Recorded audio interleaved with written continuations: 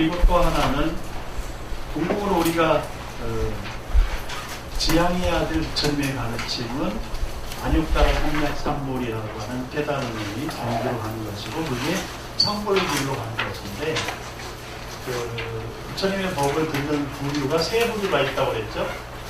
세 부류가, 하나는 성문승, 또 하나는 연각승, 또 하나는 보살승. 그래서 이 삼승이 세 부류의 불자들이 각자 자기 주장을 하고 있기 때문에 법화경에서는 일불승의 경지로 가요. 일불. 바로 부처님의 깨달음의 경지로 가는 것이 궁극의 목표인데, 그러려면 어떻게 해야 되느냐. 이제 이게 법화경의 핵심 가르침이라고 할 수가 있습니다. 그 서문에 조금 넘어가서 19페이지, 19페이지에 하단에 보시면, 그 중간에부터 보겠습니다. 거기 열애시포, 그러니까 부처님을 호칭하는데 어떻게 우리가 불러드려야 될지에 대한 게 거기 있어요. 선남자들이여 과거, 거기서부터 조금만 독송하겠습니다.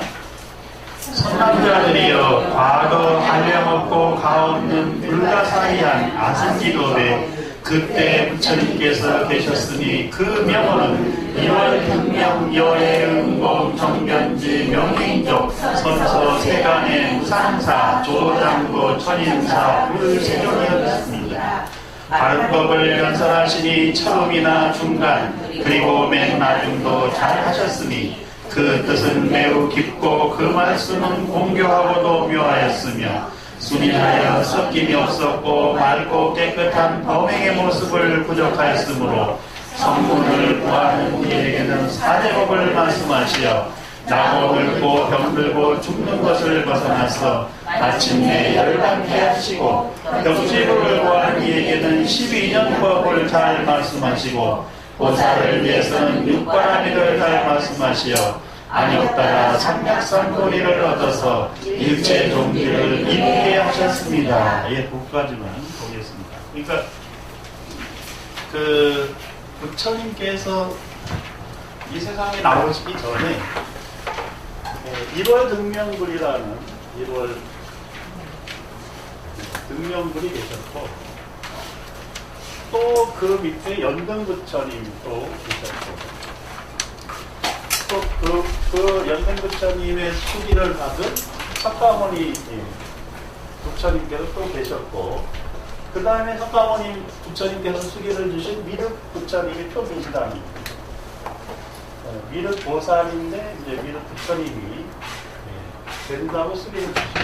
그러니까 이 얘기는 뭐냐면, 지금 현재 석가모니 부처님께서 열반에 드시는 시점이거든요. 그러니까 그 과거에도 부처님이 계셨다. 그리고 미래에도 부처님이 계신다. 그런데 과거의 부처님이나 미래의 부처님이나 설법이 어떻다? 똑같다. 동일하다. 만약 과거에 어느 부처님이 설법하신가 하고 또 미래에 어느 부처님이 설법하신가 하고 설법이 다르면 둘 중에 하나는 누가 아닌? 부처님이 아닌 거예요. 그러니까 어떤 부처님이 설법을 하셔도 그 설법의 내용은 같다라는 겁니다. 그래서 그러면 이제 이렇게 부처님이라고 우리가 칭호를 붙여드렸을 때 부처님은 어떻게 불러야 되느냐가 거기 열애시포라고 있습니다. 부처님의 명호는 1월 등명인데 그 뒤에 이제 호칭이 열애. 열애라고 붙였죠. 열애는 영업하게 이 땅에 오신 분, 이 뜻입니다. 영업하게 이 땅에 오신 분. 은공, 응당 공양을 받을 만한 님, 은공이요. 정변직, 올바로 원만히 깨달으신 분, 이 정변직. 그러니까 부처님을 이렇게 찬탄해서 부르는 겁니다. 명행족, 뭐겠어요? 지혜와 덕행을 갖춘 님, 명행족. 그 다음에 선서, 선서는 올바른 길로 잘 가신 님. 다 외우시죠? 한 번만 해도 다 외우시니까 대단하신 거예요. 그 다음에 세간에는 세간의 모든 지혜를 깨우치신 님. 그 다음에 무상사는 세상에서 가장 위 없는 깨달음에 도달하신 분. 그러니까 스승, 더 이상 스승이 없는 분이라는 뜻이에요. 그 다음에 조어장구. 장구를 잘 조복시키고 조련시키는 분. 그래서 대장구를 만들어내는 분. 이런 의미가 있습니다. 천인사는 하늘과 인간의 스승이신 님. 이런. 그 다음에 불세조는 이게 합쳐진 건데, 불. 그는 깨달은 님. 세존. 세상에서 가장 존경받는 님. 이래서 합치면 이게 10가지인데 불세존을 나누면 11가지 호칭이 되는 거예요. 그래서 열의 칠포라고 그러죠. 열의 부처님의 명호에 열애를 뺀 10가지가 있다. 그래서 처음 부처님의 호칭은 11가지입니다. 불하고 세존을 나눴을 때문에 그렇습니다. 그래서 어떤 부처님이든 부처님을 우리가 호칭을 할 때는 뒤에 이렇게 10가지의 명호를 붙여드려야 된다. 그게 최고의 찬탄이라는 찬탄하기 위해서. 그리고 이 찬탄이 그냥 부처님이 이런 분이다라고 칭찬해주기 위한 것이 아니고 부처님께서 이런 분이신 것처럼 나도 그렇게 되겠습니다라는 서원이 담겨져 있어야 됩니다. 그래서 열애, 부처님께서 여법하게 이 땅에 오신 것처럼 저도 여법하게 수행하여서 이 땅에 오겠습니다. 성불의 길로 가겠습니다. 라는 뜻이고, 그 다음에 응공, 부처님께서는 어디 가서 공양을 받아도 허물이 지어지지 않는 분이다. 그러니 부처님께서 그 공양을 받아도 허물이 일어나지 않는 것처럼 나도 부처님과 같이 어디 가서 어떤 일을 해도 허물을 치지 않겠습니다. 그리고 마땅히 공양을 받을 만한 자격을 갖추겠습니다. 이게 의미입니다. 제가 아는 어느 스님께서 오늘도 뵀는데 자꾸 머리로는 무엇을 생각하시느냐? 사업을 생각하셔요. 스님. 비구니 스님이신데. 제가 만날 때마다 한마디씩 해드립니다. 스님의 역할은 사업을 해서 돈을 버는 게 아닙니다. 스님께서 올바로 살아가시는 방법은 신도에게 공양을 받는 겁니다. 그죠? 그러니까 신도에게 공양을 받을 만한 뭐를 갖추는 게 중요하다? 법을 갖추는 게 중요하다. 법. 신도들은 아무에게나 공양을 올리진 않아요. 그렇다고 신도가 분별을 가진 건 아닙니다. 그렇죠? 아니, 내 마음에 안 들면 공양 안 올려도 되는 거죠. 그게 뭐 무슨 법에 어긋나는 것도 아니고 헌법에 어긋나는 것도 아니고. 그런데 공양을 올린다는 것은 자발적으로, 그렇죠? 찬탄의 마음을 담아서 공경과 봉양의 의무를 담아서 공양을 올리는 거지. 그냥 누군가 길에서 뭐 한 번 주세요라고 해서 그 돈을 주거나 음식을 주면은 그것은 구걸에 응하는 거잖아요. 구걸에. 그러니까 스님들이 당당하게 공양을 받으려고 하면 어떻게 되느냐? 공양을 받아도 허물이 없는 자질을 갖추고, 그리고 그 공양을 올린 사람들에게 공덕을 나누어 줄 수 있는 그런 법을 갖추어야 된다. 이게 제 생각이에요. 저 틀렸습니까? 그렇죠? 그래야 우리도 당당하게 저분에게 공양을 올려야 되겠다 이런 생각을 하는데, 스님께서 사업을 해서 돈을 벌어서 절을 운영을 하려고 한다. 이거는 그 절을 만드는 게 아니고 사업체를 만드는 거잖아요. 절은 사업체가 아닙니다. 그래서 이 신도가 자발적으로 공양을 올리려고 하면은 여기 바로 응공이라고, 이게 응당 공양을 받을 만한 일. 부처님께서 응당 공양을 받아도 허물이 안 생겨. 허물이 안 생기려면 그 법이 어떻게 되냐면 정지, 올바른 지혜와 정념, 올바른 생각 속에 계셔야 허물이 안 생긴다는 거예요. 그래서 이게 응공이 된다는 것은 정지 정념의 상태에서 그 법을 갖추셔야 된다는 것이고, 그러려면 뭐가 없어야 되냐면 마음속에 도적이 없어야 돼요. 그래서 마음속에 도적을 다 죽였다. 그런 의미로 살적이라고도 합니다. 살적. 그게 아란이라는 뜻이에요. 아란. 그래서 여기 응공이라는 말이 아란이라는 뜻입니다. 아란.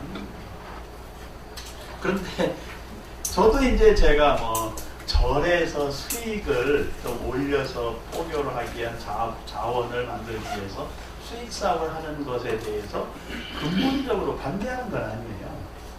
근데 절에서 수익 사업을 한다고 하면 그 수익 사업의 주체는 스님이 아니고 누구여야 됩니까?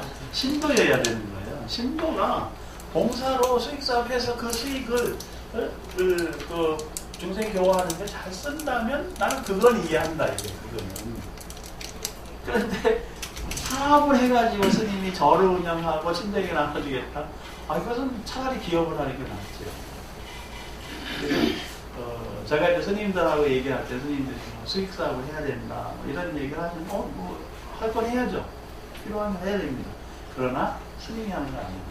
왜냐하면 스님이 사업을 하면 장사꾼이 되잖아요. 그래서 스님은 반드시 어떻게 살아야 된다? 공양으로 살아야 된다. 그렇지 않으면 걸식을 하게 돼 있는 거예요. 걸식보다 공양이 낫잖아요. 그 다음에 이제 정견지, 이게 정은 올바르다. 변은 널리 두루 이런 뜻이에요. 그러니까 올바로 두루, 두루라는 게 이제 원만하다 이런 뜻이에요. 올바로 원만하게 깨달은 님 이렇게. 근데 올바로 원만하게 깨달아야 이런 종교 저런 종교인들을 만나서도 얼마든지 장애 없이 걸림없이 막힘없이 설득하고 말할 수가 있는 거예요. 근데 그렇지 않으면 올바로 원만하게 깨우치지 못하면 이번에 뭐 중소기업청 장관인지 그분이 지구의 나이가 몇 살입니까? 이렇게 물었더니 6,000살이라고 얘기합니다. 그 6,000살이라고 하는 것에 대해서 당신은 믿습니까? 이랬더니 종교적인 신앙으로는 믿고 있습니다. 이렇게 얘기합니다.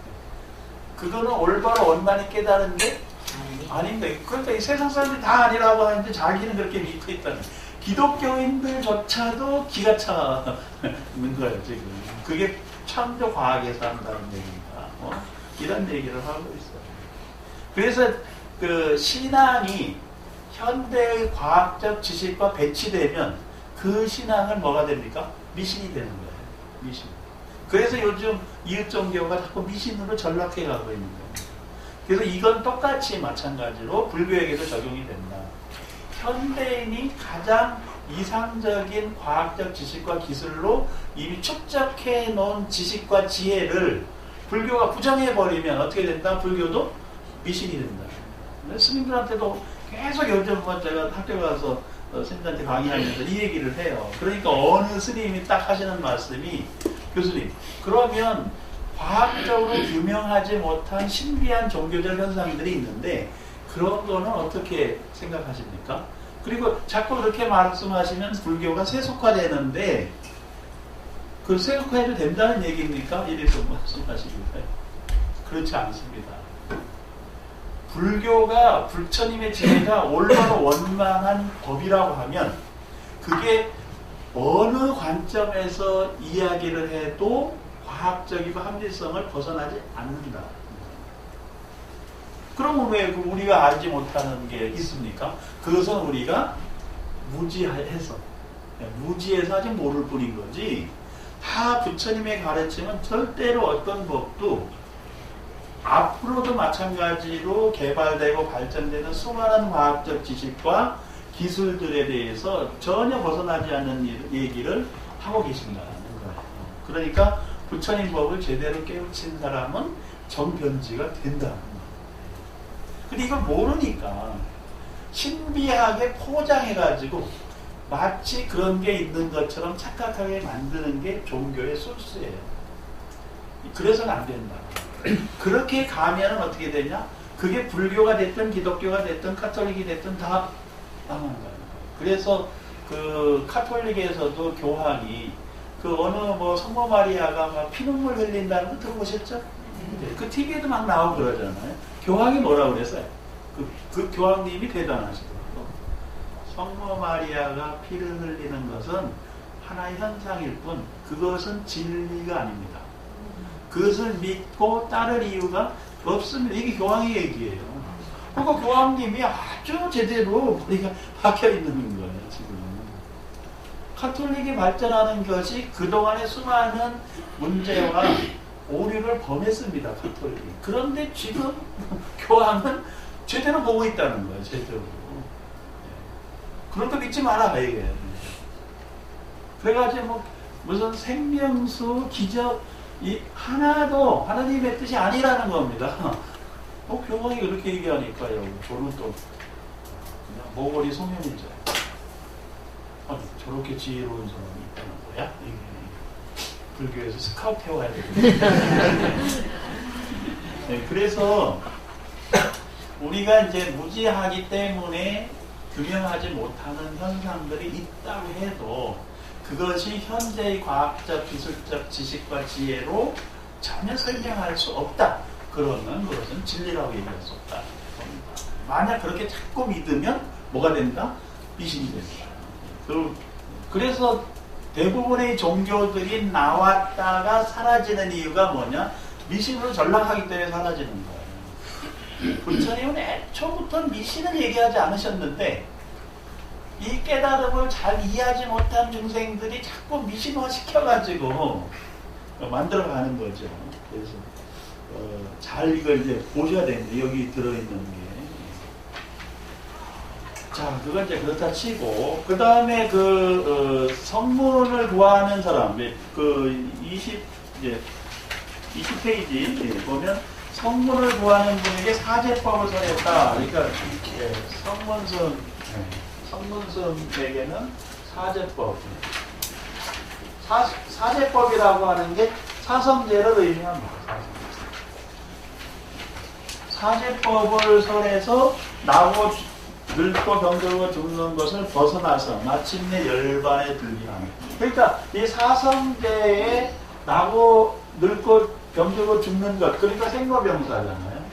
그 생로병사에 뭐가 수반한다는 겁니까? 괴로움이 수반한다는 거예요. 그게 사고입니다.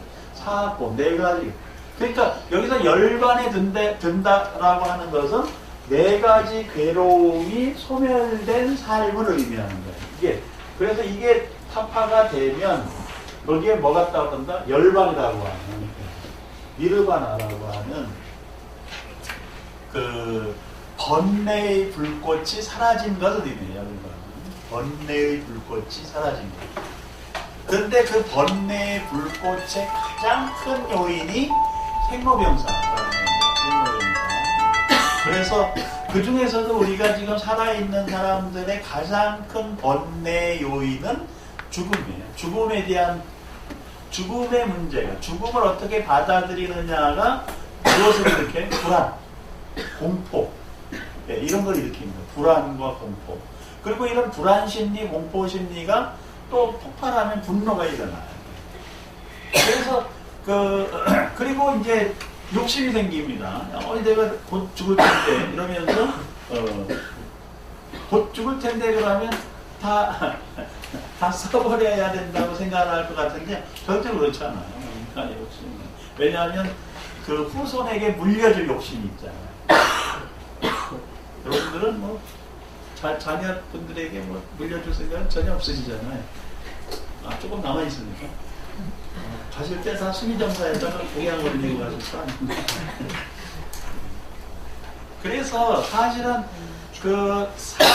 죽음에 대한 두려움이 삶에 대한 집착을 일으키고 그런 것들이 수많은 문제를 일으킨다는 거예요. 그래서 이게 이제 생로병사의 고통에서 여여하게 받아들일 수 있으면 열반의 마음을 갖게 될 수 있다. 이게 이제 초기부터 부처님께서 말씀하신 건데, 저도 이제 갈 때가 다가오니까 좀 알겠어요. 갈 때가 다가오니까. 여러분들은 뭐 아직 한 60년씩은 더 사셔야 되니까. 저는 50년뿐이 안 남아가지고. 여러분들은 10년 빨리 갈 거예요. 그래서 열반에 들게 한다라는 것은 사실 정멸, 이것은 삼진치말이라는 5가지 장애가 다 없어요. 번뇌망상의 요인들이 싹 사라진 거예요. 그리고 벽지불을 구하는 이에게, 그 벽지불은 연각성을 벽지불이라고 해요. 연각성. 이걸 벽지불이라고 하는데, 그 연각성에게는 12연기법을 설하셨다. 이렇게 지금 써있어요. 그러니까 근기에 따라서 법을 설하는 방법이 다르다는 거예요. 이거 그런데 왜 연각승에게는 12연기법을 설하셨을까요? 이것은 12연기법은 부처님께서 깨달음을 증명하는 방식으로 사용한 법입니다. 12연기법이. 그래서 부처님께서 이 모든 고통의 근원은 어디에서 나온다라고 관찰하셨어요? 무명에서. 무명에서. 그러면 무명이 뭘까? 깨우쳐야 되잖아요. 무명이란 이런 것이다. 무명의 원인은 뭘까? 무명의 원인은 여기에서 출발한다. 비롯된다. 무명은 어떻게 되나? 무명의 변화. 무명을 어떻게 소멸시키는가? 그러면 무명을 소멸시키려면 내가 무엇을 올바로 해야 되느냐? 이게 고진멸도예요. 그러니까 이게 지금 이 12연기법을 부처님께서 뭘로 관하셨어요? 사선제로 관찰하신 거예요. 그러니까 성문승은 사선제 8정도로 열반의 길을 이야기했다면 연각승은 조용히 무슨 길로 가는 거예요? 깨달음의 길로 가는 거예요. 그 깨달음으로 가려면 무명을 뭘로 관찰해야 된다고? 사선제로 관찰하라. 그래서 무명을 사선제로 관찰하면 무명으로 인한 행도 뭘로 관찰해야 돼요? 사선제로 관찰하는 거예요. 그래서 이렇게 그 다음에 무명으로 인한 생각도 뭘로 관찰해요? 사선제로 관찰해요. 그래서 어떻게 관찰하냐면 이것이 무명이다. 이것이 무명의 원인이다. 이것이 무명의 소멸이다. 이것이 무명의 소멸로 이르는 올바른 길이다. 어디서 많이 들어보셨잖아요. 이것이 괴로움이다. 이것이 괴로움의 원인이다. 이것이 괴로움의 소멸이다. 이것이 괴로움의 소멸로 이끄는 올바른 길이다. 그죠? 이 똑같은 걸 여기다 대입하는 거예요. 이것이 무명으로 인한 행위다. 이것이 무명으로 인한 행의 원인이다. 이것이 무명으로 인한 행의 소멸이다. 이것이 무명으로 인한 행의 소멸에 이르는 올바른 길이다. 이렇게. 그래서 그걸 일일이 다 이걸 해가지고 무명행식, 명생유기, 촉수애치, 유, 그 다음에 생, 노사까지도 일일이 이걸 관찰을 하신 거예요. 그래서 우리가 이 가르침을 이제 배우고 나서 저도 어떤 문제가 생기면 이것이 뭐냐 이렇게 보기 시작을 합니다. 이게 뭘까? 이런 현상은 어떻게 오느냐? 그럼 원인은 아는 거잖아요. 이런 현상은 어떻게 변화할 거냐? 그러면 미래를 예측할 수 있어요. 거기에 예측의 지혜가 이런 현상은 어떻게 변화할 거냐 이런 알 수가 거기서부터 알게 된다. 관찰을 계속 해나가면 판단을 하면 그 다음에 나는 어떻게 살아가는 게 올바른 길일까? 그래서 올바로 살아가는 방법을 찾을 수가 있습니다. 그래서 이 사성제의 지혜가 있으면 깨달음으로 갈 수 있다고 얘기를 해요. 그런데 성문승은 사성제로 8정도로 가도록 얘기했는데 연각승은 무명을 타파하는 것부터 사성제로 설명을 하셨기 때문에 여기서는 이렇게 상세하게 설명을 안 했으나 12연기를 얘기했다는 것은 존재가 뭐냐 존재가 뭐냐를 깨달으라는 것이고 그 존재의 현상, 존재라는 현상을 깨우치려면 뭐로 시작해야 된다? 사성제의 지혜로 시작해야 된다. 이제 여러분들도 살면서 어떤 문제에 직면하잖아요. 그러면 모든 생각을 내려놓고 집중해서 이런 현상이 이게 뭐냐? 이거 왜 이렇게 됐지? 그리고 이거는 어떻게 될까? 그리고 이 속에서 나는 어떻게 살아가야 되나? 결국 삶의 방법도 거기서 찾을 수 있고 깨달음의 방법도 거기서 찾을 수가 있는 거예요. 그래서 저도 이제 글을 쓸 때 여기저기서 글을 원고 청탁을 받잖아요. 그러면 제가 전혀 다뤄보지 않는 주제를 줘도 저는 제가 쓰겠다고 해요. 왜? 그 주제를 받는 순간부터 관찰하면 되겠잖아요. 어떤 분이 무슨 포비아에 대해서 써달라. 공포증입니다. 저는 별로 공포증이 없어요. 포비아라는 게 어떤가? 그러면 신문 뒤져보면 공포증에 대해서 수많은 공포가 있어요. 폐쇄 공포증, 모수 공포증부터 해가지고 요즘은 계란 공포증에 치킨 공포증까지 막 생기잖아요. 그러니까 사람들이 왜 공포가 생기느냐? 그것은 죽음에 대한 두려움이 있어서 그렇다. 그래서 요즘 신문 뒤지면은 내가 경험하지 못한 수많은 현상들이 있어가지고 현상을 보는 건 어려움이 없습니다. 뒤집으면 다 나옵니다.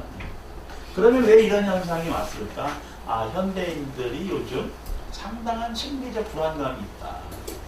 그래서 미래에 대한 불투명한 삶에서도 오고 굉장한 이 삶의 경쟁 속에서도 이게 오고, 그리고 사회나 자연의 현상의 변화에 민감하게 대응하는 것도 있고, 그리고 삶의 그 조건이 바뀐 것도 있어요. 그래서 수많은 병들이 생겨나고, 또 수많은 그 고통들이 생겨나고, 그래서 지금 현대인들의 90%는 각종 질병을 앓고 있다는 거 아니에요. 정신적 질병, 저부터 포함해가지고, 뭐 그냥 엄청난. 그래서 제가 이제 요즘 문화치유 명상이라는 것이, 아, 이게 때 맞춰 잘 나왔구나. 나도 부처님 가피를 입었다. 이렇게 생각하는 게, 이제 그거를 하려고 보니까요. 이게 요즘 그 교수진을 발굴해가지고 시작을 하고 있거든요. 근데 제가 발굴하는 그 선생님들, 교수진들을 제가 놓고 심히 보니까 마음속에 자기가 치유해야 될 문제가 수없이 있더라고요. 그래서 제가 그분들에게 얘기합니다. 다른 사람을 치유해 주려면 네 마음의 병부터 치유해라. 네 마음의 병이 치유 안 되면 다른 사람에게 다른 사람의 마음을 치유해 주는 게 아니라 네 마음의 병을 옮겨줄 수 있다. 그러니까 자기의 그 문제가 치유가 안 되면 다른 사람을 치유해 주려고 생각지 마라. 그래서 이제 그 기독교 쪽의 자료를 또 열심히 봅니다. 목사들 어떻게 얘기해? 어느 목사님, 남자 목사, 여자 목사 두 분이 지난 15년 동안 그 심리 상담, 치유 상담의 사례들하고 이론을 계속 신문에 기고했더라고요. 15년 전 거부터 제가 뒤져가지고 읽기 시작을 했어요. 그러면서 읽은 결론은 뭐냐? 이 사람들도 치유를 했구나. 이 사람들도 심리적으로 엄청난 병을 경험한 사람이구나. 글 속에 나타나 있어요. 글 속. 그래서 자기가 이 심리적인 치유를 경험하고 나니까 다른 사람들도 치유해 줘야 되겠다라고 하는 생각을 일으킵니다. 왜냐? 자기가 그렇게 괴로운 걸 겪었기 때문에 똑같은 고통을 겪는 다른 사람들에게 자비심의 손길을 내밀 수 있는 거예요. 그게 그래서 목사 두 분이 열심히 쓰더라고요. 그래서 저는 목사님들한테 배우고 있어요. 나중에 그 두 사람 찾아가가지고 제가 동양인에서 한번 올리려고. 저한테 스승이 돼요. 그러니까 15년 동안 얼마나 많은 사람들을 경험했겠어요, 교회에서. 근데 이제 우리는 이제 그게 부족해요. 좀 그쪽으로. 어쨌든, 지금, 이 무명을 타파하고 치유를 하려고 하면 뭐가 약이다? 사선제라고 하는 지혜가 약이다. 그래서 같아지는 건데, 이제 이 관점이 다른 거예요. 그 다음에 성문스름은 뭐를 아니, 성문스름이 아니고 보살은. 보살들에게는 뭘 가르쳤다고 그랬어요? 그 보살선에게는 육바라밀이라고 했는데, 여기서 이 글자에 육바라밀이라는 단어에 관심을 두면, 이 법화경은 화엄경보다 뒤에 나왔구나, 이렇게 알 수가 있어요. 왜냐하면 화엄경에서는 바라밀을 몇 가지를 얘기해요. 10바라밀을 얘기하겠습니다. 근데 법화경에서는 6바라밀만 계속 얘기하고 있거든요. 법화경이 화엄경보다 일찍 나오고 화엄경이 법화경보다 늦게 나왔구나. 이것을 이 6바라밀, 10바라밀을 가지고 알 수가 있습니다. 그래서 법화경 요 부분이 쓰여질 때는 부처님께서 열반하시기 직전에 초기불교하고 연결이 되어 있다. 이렇게 알 수가 있습니다. 바라밀은, 여기 바라밀에 대해서는 나중에 또 설명을 드리겠는데, 저거는 좀 하나 써요. 10도. 상행이라고 하는. 이건 화엄경에서 얘기하는 바라밀이에요. 10도 상행. 그래서 이 10도가 10바라밀이고, 10바라밀이고, 상행은 세 가지 실천 원리다. 그래서 이제 그 대표적인 게 보시 바라밀 그러면 제시 법시 무예시가 3행이에요. 3행. 그래서 바람이 10가지가 전부 그렇게 3가지 실천 원리를 가지고 있다. 그러면 이제 좀 기억만 해주시면 나중에 저절로 공부가 됩니다. 자, 그래서 이제 이 1호 등명부과 관련된 이야기들을 이제 쭉 해나가세요. 나머지는 요걸 알고 계시면 읽기만 해도 공부는 됩니다. 이제 넘어가겠습니다.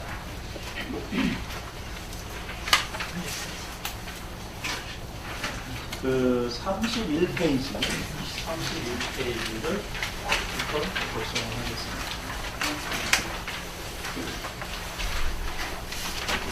방편. 여기 굉장히 핵심적인 가르침이 32쪽까지 있으니까 요 부분은 독성을 하고 공부해 나가겠습니다. 같이 읽겠습니다. 그때 세존께서 조용히 산내에서 일어나시어 사람들에게 말씀하셨다. 여러 부처님의 지혜는 매우 깊어 한량이 없으며 그 지혜는 이해하기도 어렵고 또 들어가기도 어려워서 일체 선문이나 벽지로는 알 수 없느니라. 왜냐하면 부처는 일찍부터 백천만한 무수한 부처님을 친근하여 여러 부처님의 한량없는 도법을 행하고 용맹하게 정진하여 그 이름이 널리 퍼졌으며 매우 깊고 일찍이 어떤 법을 성취하여 마땅함을 따라 살씀으로 뜻을 알기 어려운 까닭이니라. 자유가 내가 선물한 뒤로 가지가지 인연과 가지가지 이유로 널리 가르침을 폈으며 무수한 방편으로 중생들을 인도하여 모든 집착을 여의도록 하였으니 그것은 연애가 방편과 직연으로 바라기를 이미 다 부족한 까닭이니라. 사리부라, 연애는 직연이 넓고 크며 크고 넓고 사후에 대한 심력, 사후소외와 선정과 해탈상매에 깊이 들어 온갖 미중한 법을 성취하였느니라. 사리부라, 연애는 가지가지로 분별하여 공교롭게 모든 법을 설하니 말이 부드러워 여러 사람의 마음을 기쁘게 하느니라. 사리부라, 중요한 것을 드러만하면 할량없고 가없는 미중요한 법을 부처는 모두 성취하였느니라.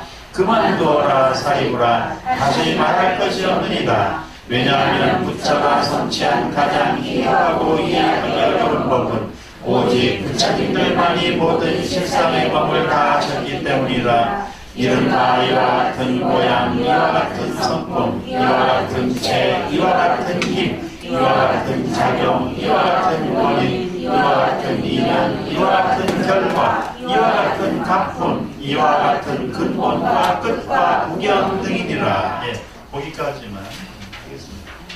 차량 8769 차량 어머님이세요? 8769.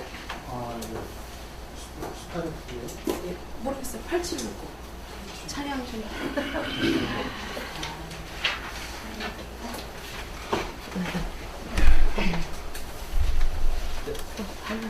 다녀오세요. 기다려요. 네. 참 빼달라고 그러는 거? 네. 지금 차가 좀 나. 앞에 지금 나가는 차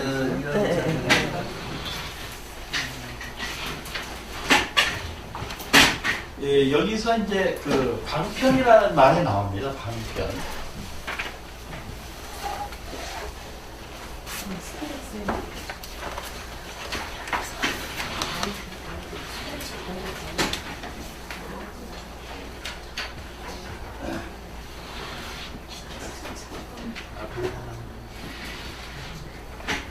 방편이라는 말은 다른 말로 하면 방법이라고도 할 수 있는데 중생을 제도하는 방법을 방편이라고 말할 수 있습니다. 방편. 근데 이제 방편이라는 말이 약간 오해해서 잘못 쓰이기도 해요. 목표가 올바르면 방법은 좀 달라도 된다 라는 말로 쓰이기도 합니다. 가끔. 그래서 말하기는 이건 그냥 방편일 뿐이야 이렇게 얘기하는데, 방편이라고 해도 반드시 정도로 나아가야 돼요. 정도여야 되고, 그 다음에 그게 정도라고 해도 극단에 치우치면 안 되는 거예요. 그래서 중도라고 하는 것을 바탕으로 하고 있다. 그러니까 정도와 중도에 어긋나면 방편이 될 수가 없다는 겁니다. 꼭 기억을 해 두셔야 돼요. 그러니까 우리가 목표가 순수하고 이상적이면 바람직하면 방법은 조금 틀려도 돼. 이거 안 된다. 불교에서는. 그러면 그 정도와 중도를 지켜서 방편을 사용하는 방법에 어떤 것이 있느냐? 세 가지가 있어요. 세 가지가.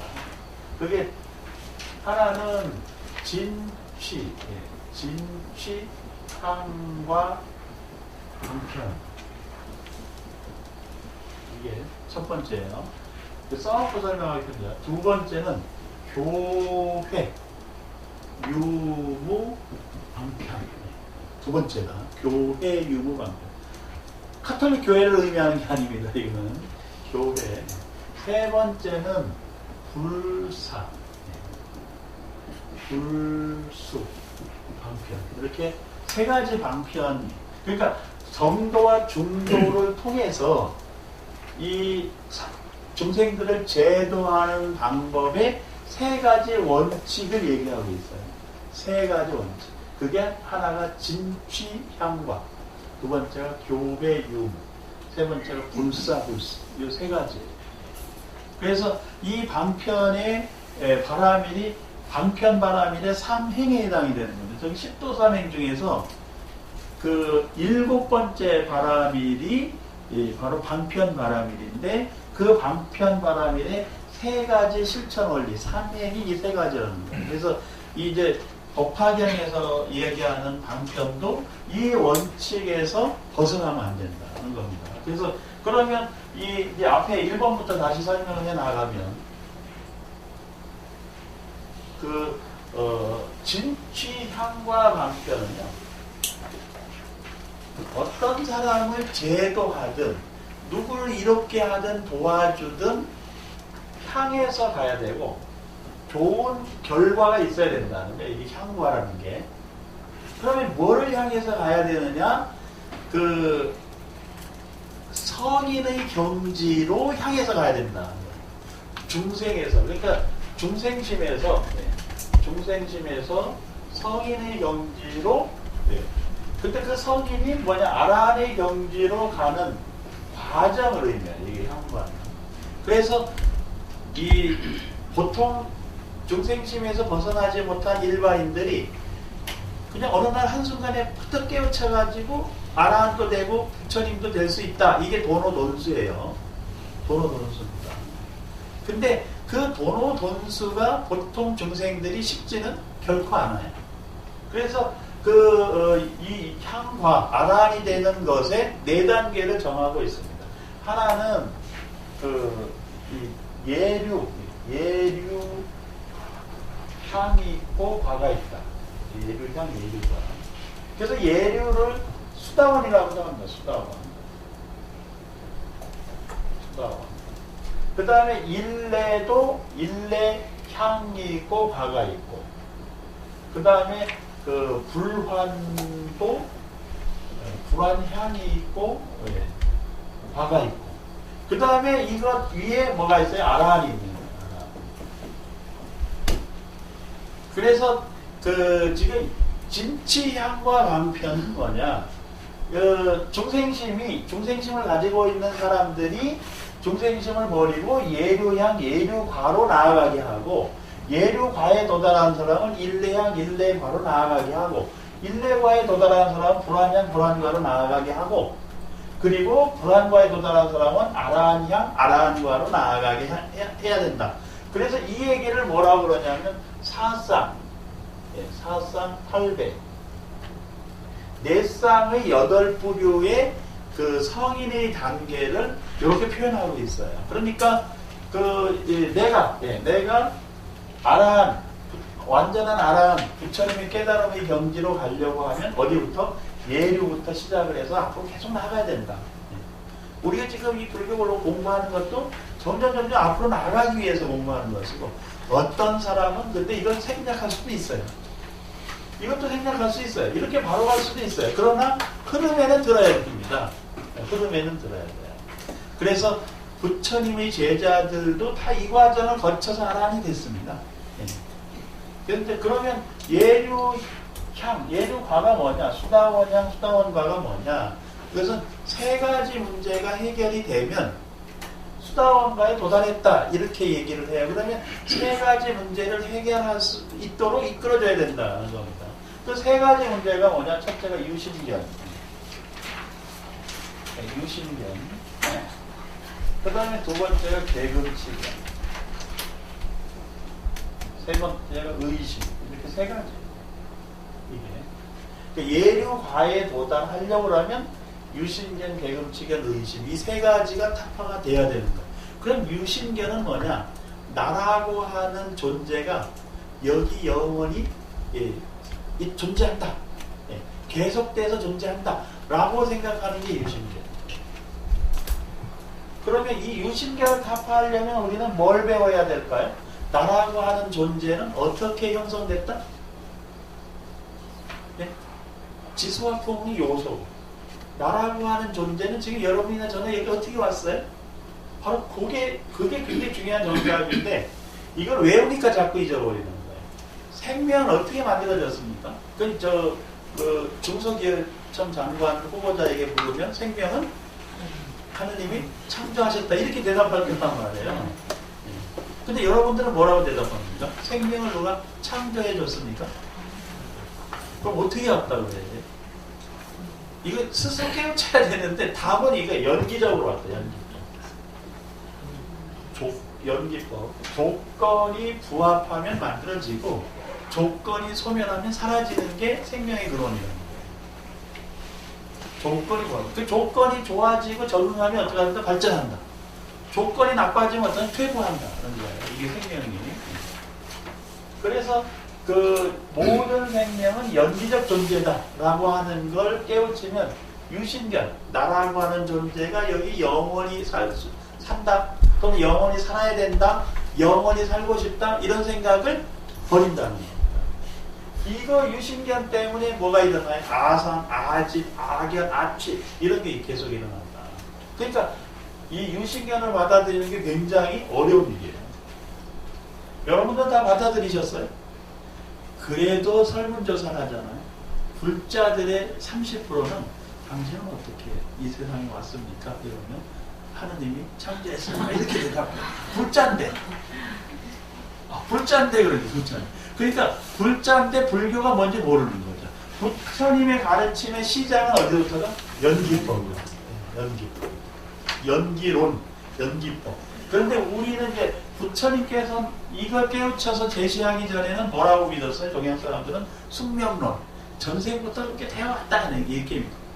그 다음에 어떤 사람들은 우연론. 우연이 번개치다 생명이 만들어졌다. 이렇게. 그 다음에 이제 저 서양 사람들은 2000년 동안 뭐라고 믿었어요? 창조론. 생명을 절지전능한 신이 만들었다. 이렇게 믿는 거예요. 그런데 이 세 가지. 창조론이나 숙명론이나 우연론은 전부 잘못됐다는 겁니다. 그걸 누가 밝혔어요? 부처님도 2700년은 얘기했지만 지금 과학자들이 이걸 밝히고 있어요. 과학자들. 밝혀놨어요. 이제. 연기론이라는 거. 연기적 세계관이 맞다. 이렇게 과학자들이 얘기를 하고 있어요. 그것 때문에 과학자들이 자꾸 뭘로 돌아가요? 무신론자로 돌아가는 거예요. 그래서 이것을 대응하기 위해서 기독교에서 만든 과학이 창조과학이고 그리고 이걸 또 누가요? 그 최모식이가 또 응용해가지고 뭐를 만들었어요? 창조경제라고 만들었어. 창조 자체가 이 존재하기가 극히 조건이 어려운 거예요. 극히. 그러니까 경제가 창조가 되는 게 아니라 경제든 과학이든 기술이든 앞에서 한 것에 대해서 점점 하나씩 쌓아 올라가죠. 어느치 뭐가 나오지 않는다는 거예요. 이 우주의 이 생명과 과학의 기술이 진보 과정은요. 이렇게 단속적으로 뭐 이렇게 발전하는 건 아니지만 쭉 유지가 되다가 이렇게 그 혁명같이 발전이 일어났다가 또 유지가 되다 이렇게 지금은 이렇게 가고 있다가 이제 올라가려고 하는 시점이에요. 이렇게 딱. 그런데 이게 너무 빨리 온 거죠. 그래서 왜 우리 자동차가 전기 자동차 쓰시나요? 타시나요? 아직 안 차죠. 왜 안 탑니까? 비싸서요? 예? 비싸서요. 전기 자동차가 비쌉니까? 비싸요. 상당히 근데 비싸요. 전기 자동차가 왜 비싸요? 글쎄 그 연료를 전기로 해서 간단하게 쓸 수 있으면 깨끗하고 예. 또 이제 배출가스를 안 만들고 예. 근데 굉장히 공해사이나 이런 건 상당히 좋은데 예. 아직까지 그런 시스템이 덜 돼 있어서 그게 엄밀히 얘기하면 시스템은 다 돼 있는데 전기 자동차를 우리가 다 써버리잖아요. 전기가 그러면 국가가 망해요. 지금 우리가 저도 오늘 차 끌고 왔는데 제가 차를 끌면서 세금을 얼마나 냅니까? 그냥 그 뒤에 이거 배출구로 저 100원짜리 동전을 졸졸졸졸 떨어뜨리고 온 거예요. 여러분들 저희가 차를 끌고 다니면 그게 우리가 이 차를 끄는 것만으로 내는 세금이 25조 원입니다. 아시겠습니까? 그러니까 어느 날 갑자기 휘발유를 안 쓰고 전부 전기차로 썼다. 그러면 휘발유세에 걷는 휘발유에만 붙는 세가 25조예요. 그러니까 국가가 망하죠. 그러니까 빨리 안 만드는 거예요. 이게 축전지가 어쩌고 이게 다 해결됐습니다. 그런데 이걸 천천히 가는 거예요. 자동차에 세 붙고 기름에 세 붙고 이래가지고 자동차 세만으로도 벌어들이는 돈이 국가가 50조가 넘습니다.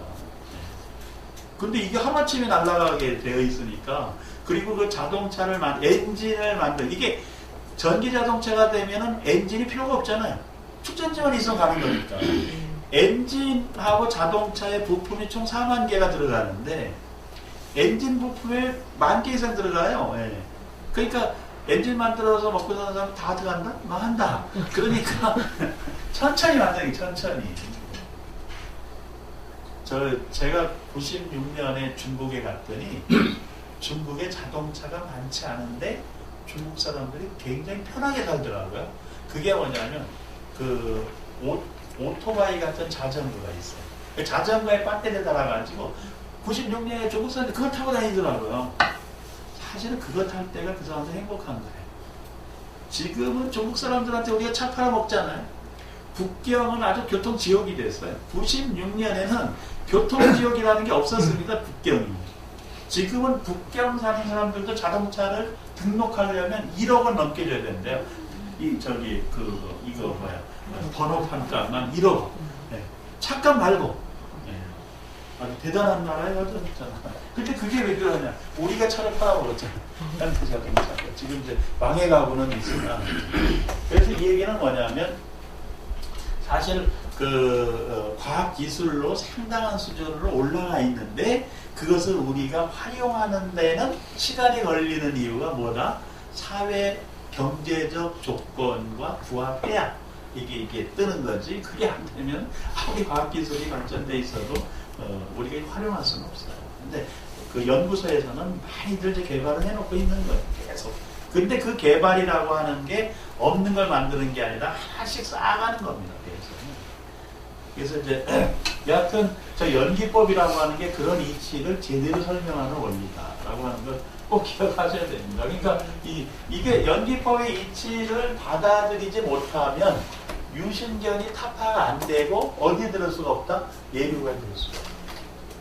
이제 여러분들 다 들었죠? 아직도 세 분이 긴가민가요.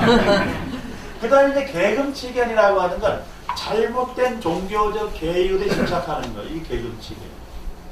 잘못된 종교적 계율에 집착하는 거예요. 영생견이 뭐 이런 거 있잖아요.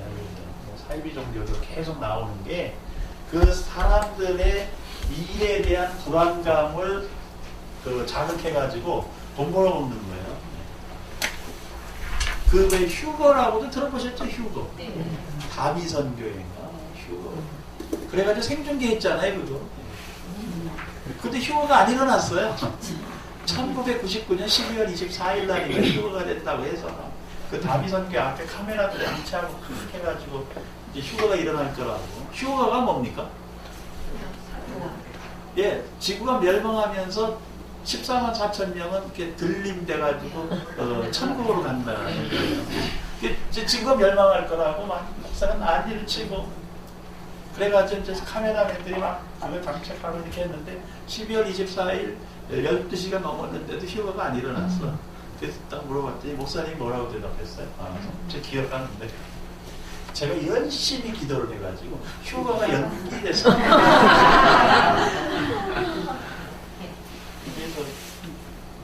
그래서 그런 걸 믿는 게 계급치기예요. 요즘 자살하는 종교들이 있어요. 자살을 방조하고 촉진시키는 종교들이 있어요. 우리나라에도 그런 종교들이 있습니다. 5대양 사건이라고. 예, 아가동산. 예. 그게 신나라 레코드를 만든 회사인데, 요게 요즘 또 뜨고 있어요. 요즘 신앙촌도 다시 뜨고 있어요. 막 발 씻은 물 먹으면 천국 간다고. 안 그러잖아요. 박태선 장관 발 씻은 물을. 예. 모르십니까?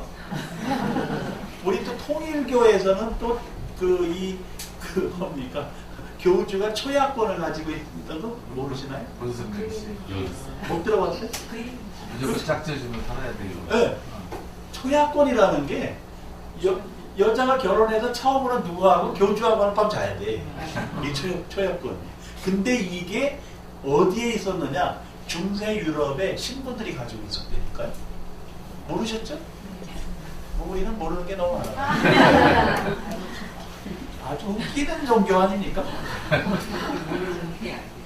그때 안 태어나길 너무 잘하십니다. 그러니까 그런 게 전부 계급치견이라는 겁니다. 이게 종교가 별짓 다 해요. 사람들의 심리적 공박함, 그 다음에 무지, 이런 걸 활용해가지고 또 불안감, 공포심, 이런 걸 자극시켜가지고 별짓을 하는.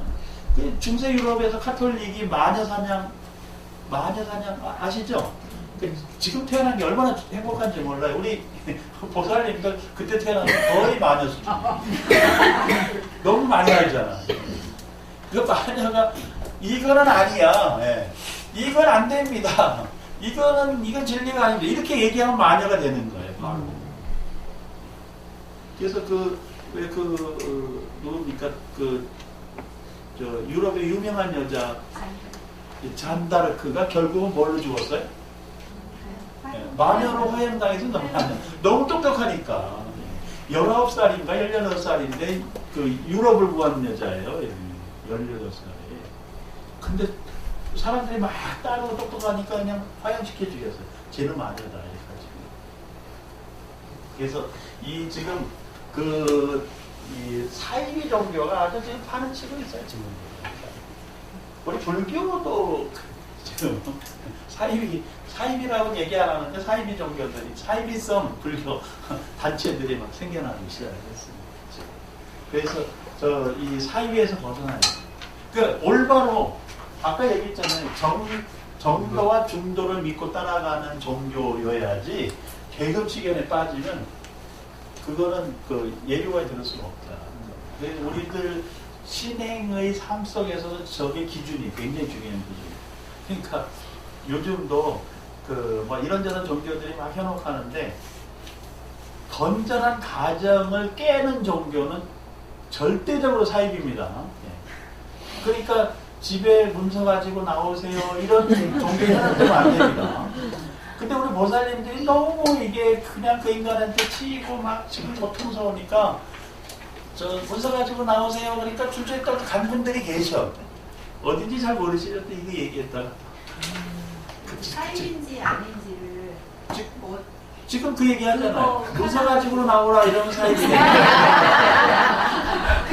그게 처음부터 그 얘기를 하지는 않을 거 아니에요. 네. 근데 이제 저희가 사입이라고 말하는 그런 종교 집단들이 있잖아요. 근데 거기에 다니고 있거나 빠져 있는 사람들을 보면 이렇게 어디 좀 굉장히 똑똑해 보이는 사람도 많이 있거든요. 똑똑한 사람이 사실은 어리석어가지고 자기가 한번 신념을 가지면은요 이걸 못 바꿔요.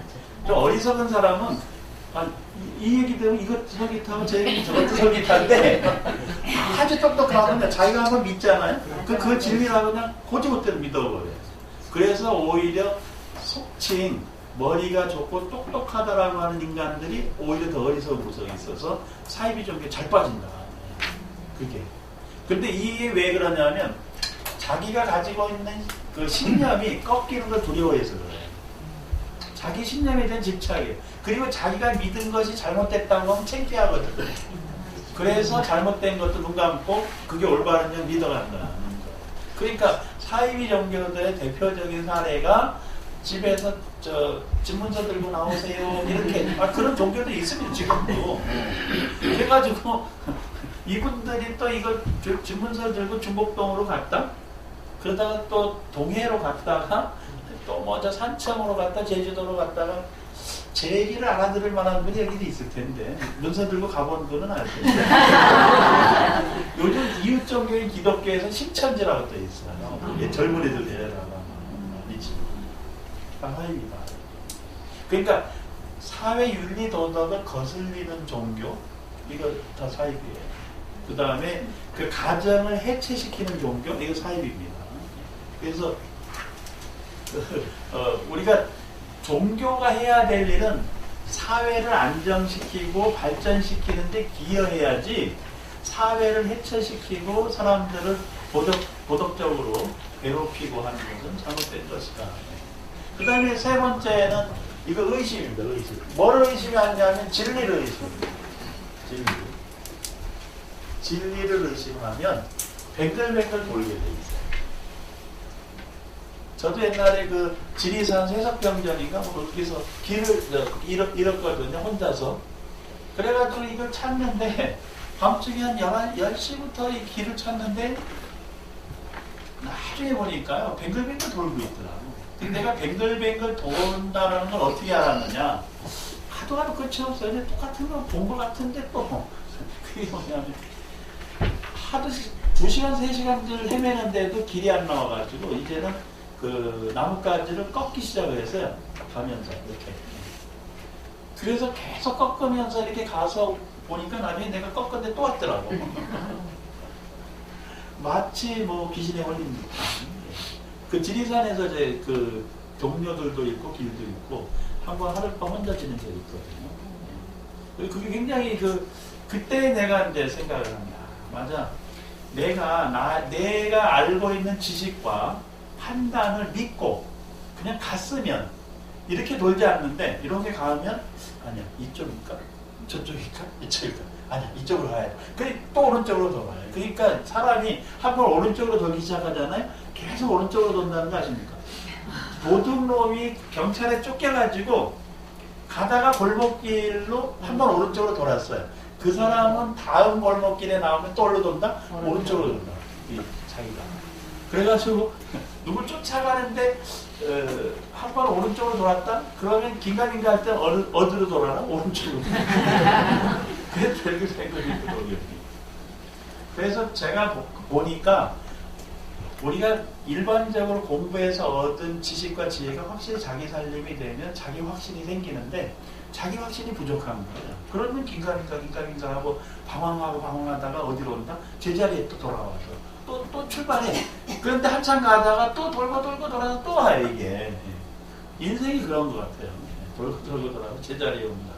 그래서 그렇게 되는 이유가 뭐냐면 진리에 대한 의심이 있어서 그렇다. 그러니까 자기 확신이 부족한 거예요. 그래서 틀렸어도요 확신을 가지고 가면 바로 가는 길이 생겨요. 근데 아무리 올바른 길로 가도 의심을 가지고 가면 이게 결국은 제자리에 돌아오게 돼요. 그래서 우리가 이렇게 불교를 공부하는 것은 부처님의 가르침을 통해서 진리를 배우고 그 진리에 대한 자기 확신을 갖게 하기 위한 겁니다. 그래야 방황을 합니다. 그래서 이 세 가지, 유심민, 개금치견, 의심, 이 세 가지가 완전히 타파된 사람은 예류화 또는 수다원가에 도달했다고 하고, 이게 조금 덜 체득이 되거나 타파된 사람은 예류향에 머물러 있다. 이렇게 얘기합니다. 그래도, 유심, 이게 내가 어떤 존재인가를 자각하고 관찰하고 한번 의문을 품어보면 어디에 들어왔어요? 예류향이에요. 예류향. 이게 종교적으로 옳은 거야, 그런 거야, 이렇게 의문을 품기만 해도 그거는 예류향에 이미 들어온 거예요. 그렇지 않은 사람들은 어떻게 해요? 맹신하고 있어요. 맹목적으로. 그래서 여러분들은 이제 다 예루가에 도달했죠? 예, 도달한 것만 조금씩 있습니다. 못하는 건좀 봅니다. 요만을 넘어가려고 하면 그러면 또 뭘 깨우쳐야 되느냐? 세 가지 다 아시는 거죠? 참, 진, 치라고 하는 세 가지를 타파해버리면 일례과를 도달했다 이렇게 얘기합니다. 그런데 이 탐진치에 또 두 가지 유형이 있는데 하나는 추번뇌의 탐진치가 있고 또 하나는 쇠번뇌라는 탐진치가 있어요. 그러니까 거친 번뇌를 일으키는 탐해가 있고 미세한 번뇌를 일으키는 탐해가 있습니다. 거친 번뇌를 일으키는 것은 행동이 수반되는 경우예요. 그런데 미세한 번뇌는 행동은 수반되지 않으나 생각을 일어나는 경우가 미세한 번뇌입니다. 오늘 보니까 청주영 목사님이 그 딸방에 그 비디오를 카메라를 설치해가지고 딸 여자친구를 그 촬영하고 그리고 또 뭐 성폭행을 했다, 취임을 했다 이렇게 신문에 나왔어요. 그렇게 악행을 저질러 버리면 추번뇌를 일으킨 거고 그런 생각을 일으켰다면 세번뇌를 일으킨 거예요. 그러니까 우리가 이제 저녁에 돌아가셔서 밥을 먹을까 말까 이렇게 마음이 일어나면 세번뇌고 냉장고 뒤에서 비빔밥을 만들어서 먹었어요. 그러면 추번뇌. 그러니까 행동이 수반되느냐 생각으로만 그치느냐 이 차이가 있다. 그래서 탐진치의 추번뇌, 거친 추번뇌가 소멸되면 일례과. 그러니까 약간의 번뇌망상은 있고 뭐 할까 말까 뭐 이런 생각을 일으키는 것까지는 여기서는 용인을 합니다. 일례과. 그런데 불환과에 도달하면 불환과를 넘어서려고 하면 다섯 가지 아까 이야기했던 그 유심견 그 다음에 계금치견 그 다음에 의심 이 세 가지와 더불어 탐애와 그 분노가 소멸이 된 사람이에요. 이게 근데 어리석음 이건 어디 갔느냐 여기 의심이 같이 포함이 돼 있어가지고 똑같은 겁니다. 그래서 이거의 미세한 그 번뇌도 전부 사라진 상황을 불환과라고 하고 이게 완전히 사라지지 않았으면 뭐라고 그래? 불환향. 불환향. 그러니까 거친 건 다 사라졌어요. 거친 건. 그런데 미세한 게 이제 그 남아 있으면 미세한 게 남아 있으면 불환향. 미세한 거조차도 다 사라졌으면 불환과 이렇게 표현합니다. 이제 내가 공부가 어디까지 됐는지 이해하시겠죠? 예? 불환과는 다 넘어갔죠.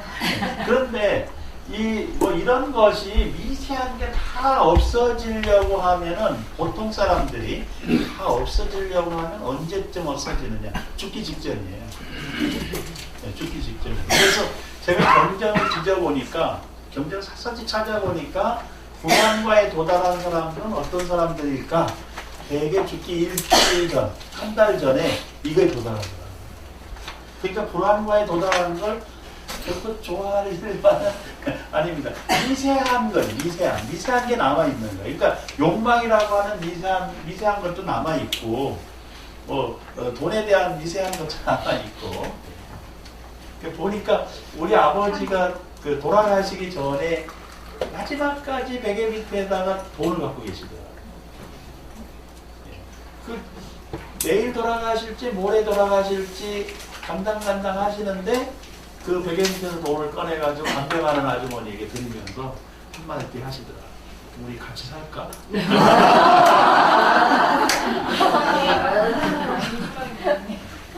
아니 86에 아니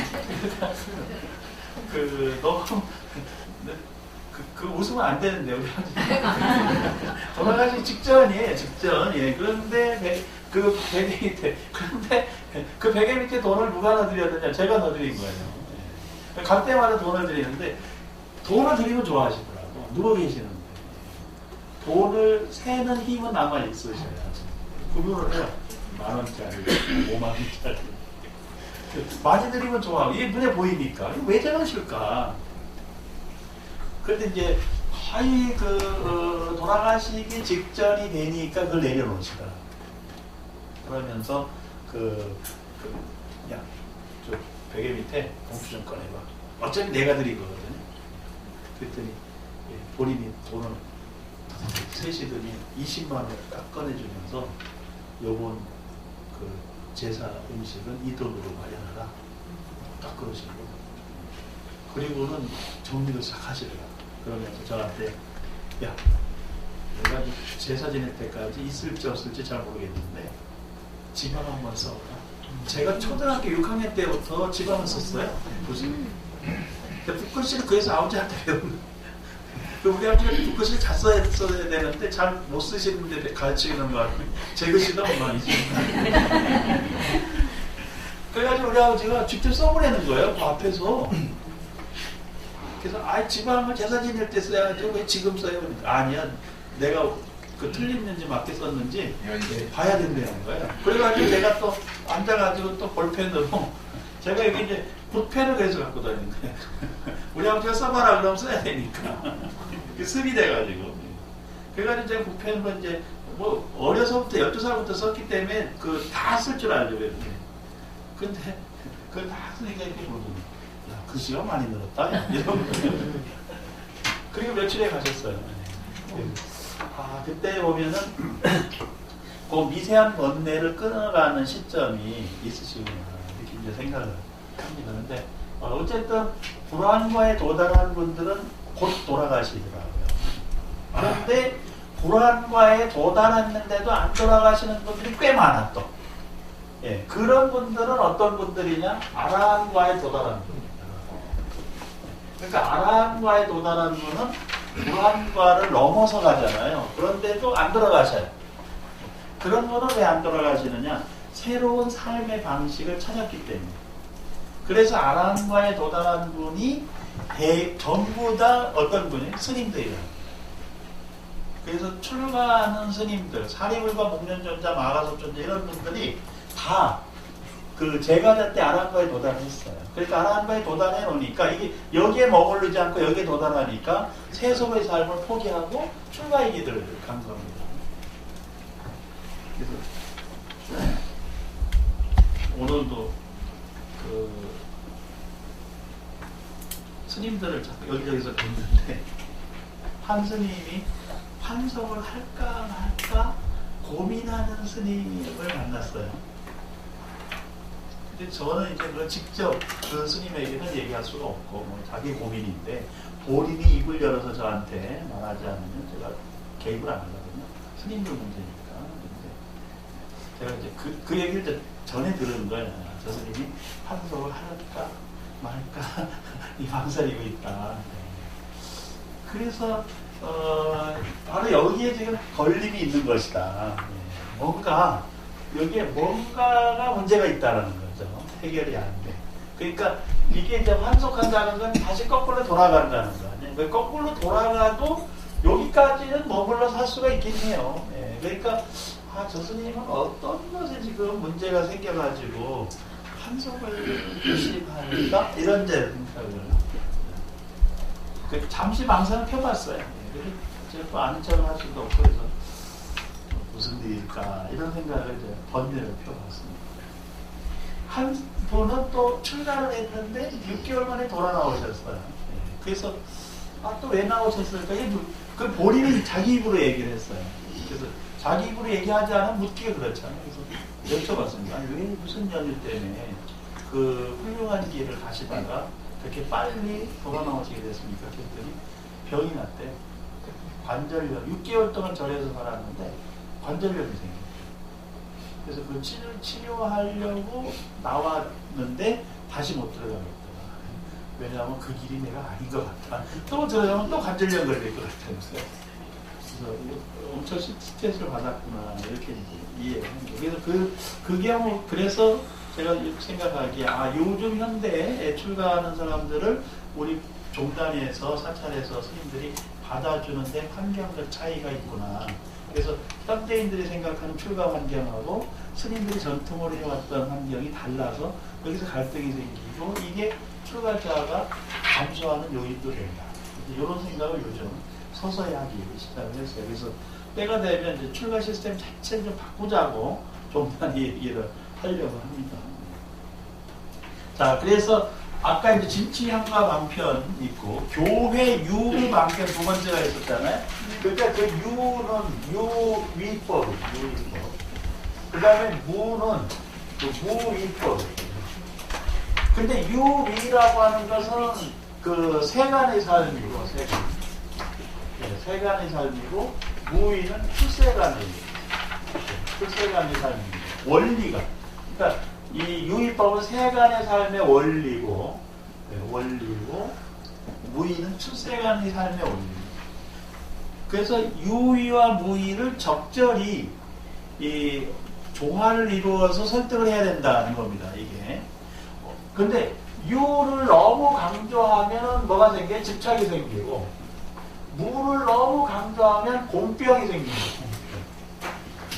이게 잘못하면 허무주의로 간다. 이게. 그래서 이 중관이라고 하는 그 이 가르침이 등장을 한 게 뭐냐? 아무리 옳은 얘기를 하고 해도 유를 강조하면, 너무 지나치게 강조하면 안 된다. 그리고 아무리 옳은 진리라고 해도 무를 너무 지나치게 강조하면 사람들이 이러한 문제에 직면할 수가 있다는 거예요. 그래서 어떤 사람이 무에 대한 집착이 강하면 뭘로? 유로 치료를 해주고, 유에 대한 집착이 강하면 무로 치료를 해줘라. 그래서 우리가 반야신경에서 색즉시공, 공즉시색 이렇게 공공공 얘기를 하는 것은 보통 사람들이 유에 대한 집착이 크기 때문에 공을 얘기하는 거야. 이게 그 공을 얘기하는 거예요. 그런데 어떤 사람이 젊은 친구가 허무주의에 빠져서 다 인생 다 필요 없고 마땅 노름물이 이렇게 얘기하고 있는 사람한테 그래 인생은 다 허무한 것이고 공한 것이고 이렇게 설명하면 결국 그 사람은 어디로 가요? 자살로 가게 돼 있어요.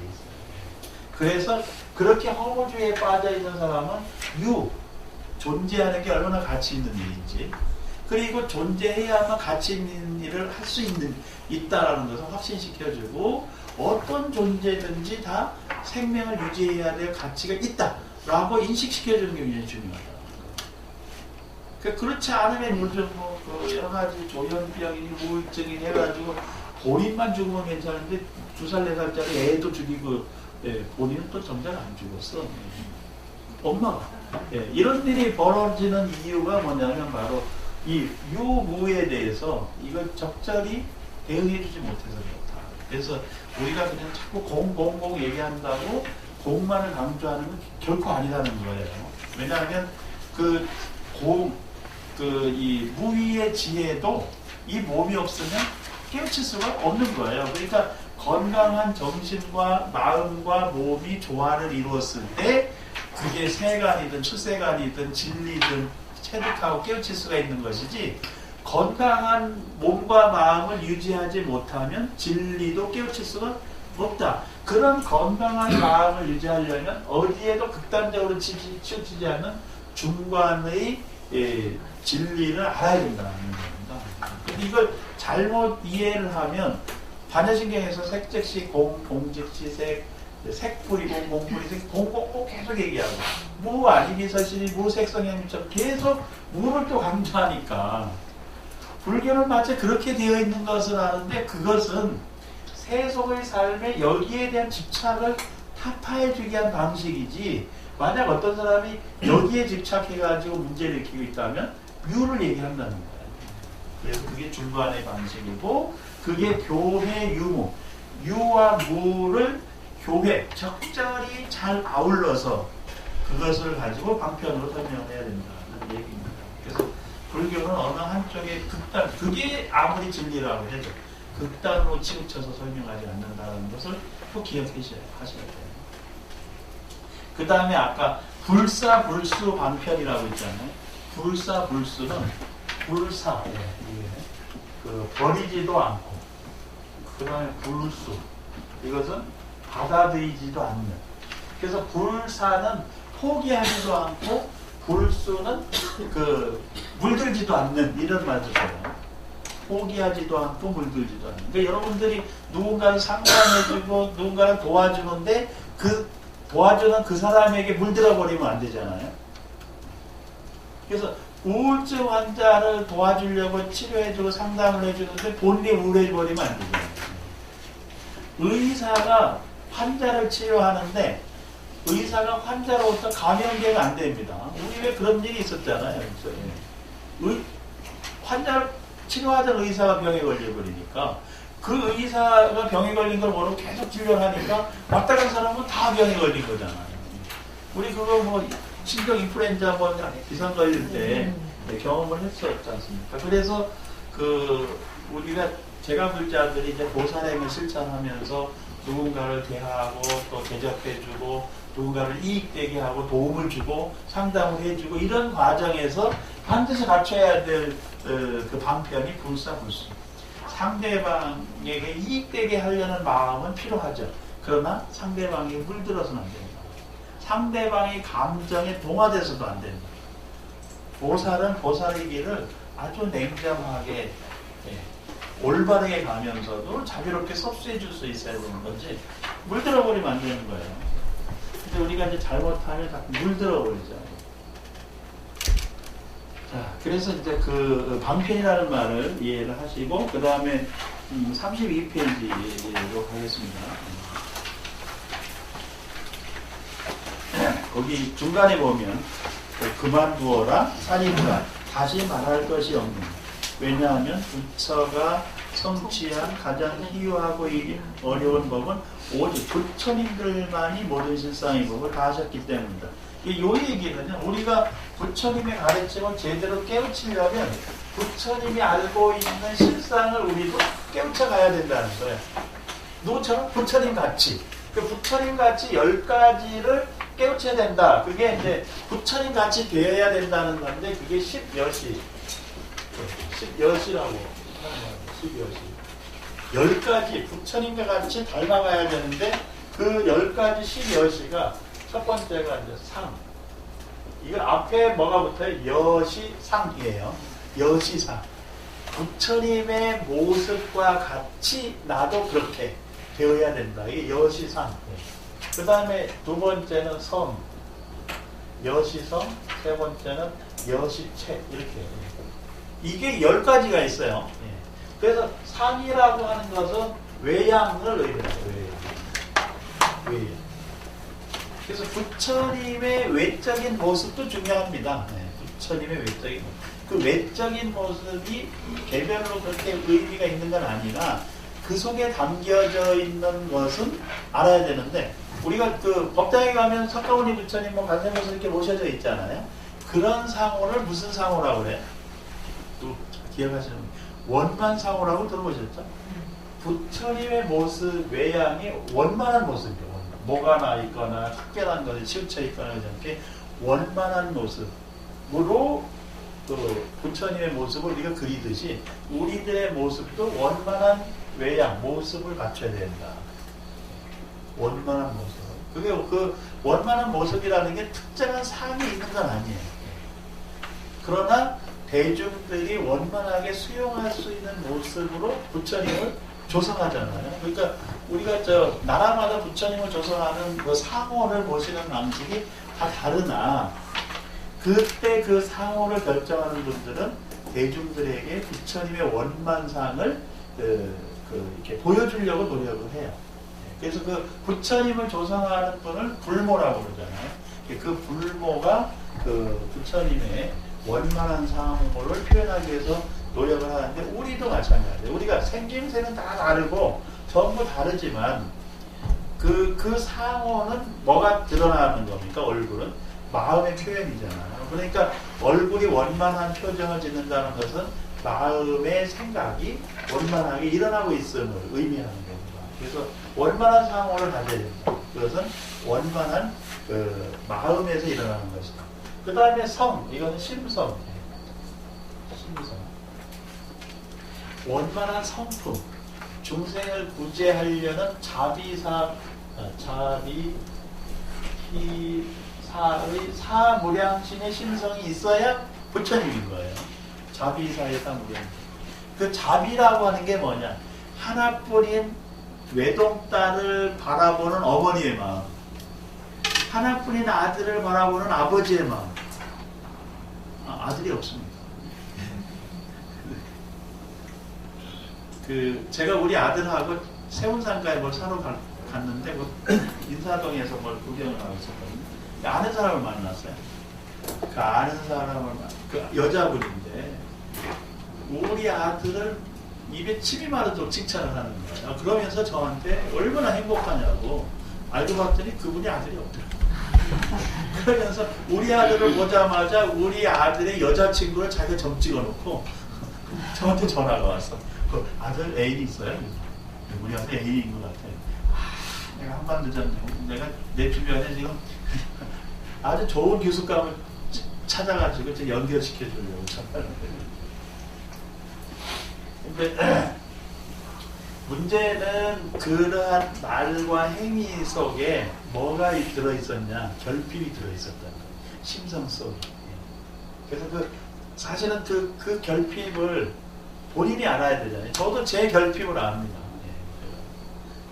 그래서 저도 제 결핍 때문에 스트레스가 있고 그것을 해소하려고 오늘도 일을 하나 저질렀어요. 340만 원 투자해서 노래방 반주기. 제가 무슨 결핍이 있는지 아시겠죠? 음치, 묵치, 박치라서 이거를 해소하려면 차라리 집에 노래방 기계 사다 놓고 불러야 되겠다. 그래서 이 심성 속에 결핍이 없어야 됩니다. 결핍. 근데 그 결핍이 치료되려면 자비희사의 마음이 있어야 돼요. 어머니와 같은 자애로운 마음, 상대방의 슬픔을 나의 슬픔으로 나눌 수 있는 이 마음, 그 다음에 상대방의 기쁨을 순히 함께 기뻐할 수 있는 마음, 상대방의 어려운 부분을 포기하지 않고 끝까지 도와주려는 마음, 그게 그 자비희사예요. 그래서 차별심은 없애야 돼요. 평등심을 갖는 게 사심입니다. 요거 사자가 버릴 사자를 쓰는데 이게 사실은 평등심 다시 바꿔야 돼요. 너와 나를 구분하지 않고 구분하니까 버리거든요. 그래서 평등심, 사심이라고 하는 게 평등심으로 인하는데 이게 부처님의 심성이에요. 사무량심. 그러니까 내가 성불하려면 부처님의 이런 마음을 닮아가야 된다라는 것이고 여신체는 본질이에요. 본질. 또는 본체. 나의 본질, 본체가 뭐냐 이걸 자각하는 겁니다. 나의 게. 그래서 자아라고 하는 게 뭔지, 그 자아에 들어있는 의식이라고 하는 건 어떻게 형성이 되는지, 그리고 그 자아 속에 영향이친 무의식은 어떻게 되는 건지, 이런 게 모여가지고 나라고 하는 본질을 형성하는데 거기에는 외향적 특성과 그 다음에 이런 마음의 심성 이런 것들이 다 조화를 이루고 있다. 그걸 합해서 체라고 합니다. 체. 그러니까 그 본질이 부처님과 닮아야 되는, 같아야 되는. 그래서 이게 세 가지, 여시상, 여시성, 여시체라고 이제 표현을 하는 거예요. 그러니까 부처님이 가지고 있는 상성체를 나도 그렇게 닮아가야 된다. 지금 법화경에서 성불의 길을 얘기하고 있어요. 그 다음에 네 번째가 그 상성체 역. 이것은 부처님의 힘으로 의미합니다. 부처님의 힘은 심력이라고도 하고 여러 가지 표현을 하는데 그 력 중에 가장 중요한 부처님의 힘이 본원력. 부처님이 이 땅에 오실 때 본래 가지고 있는 원력이라는 게 있었다. 그게 뭐냐면 그 본원력이 중생부재예요. 중생들이 가지고 있는 고통, 슬픔, 비탄, 불쾌, 우울 이런 것들을 모두 벗어나게끔 해주겠다. 그게 중생부재의 본원력. 이 부처님의 힘의 으뜸가는 힘입니다. 그런데 그것을 실천하는데 10가지 힘이 있다.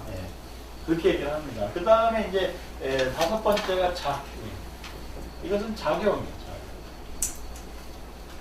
작용. 그러니까 부처님께서 그 중생구제의 원력을 가지고 실천력을 가지고 중생에게 했던, 제자들에게 했던 그 활동이 있잖아요. 그게 부처님 닮아야 된다. 그러면 부처님의 그 부처님께서 지어가신 일은 뭐냐? 뭘로 중생을 구제했느냐?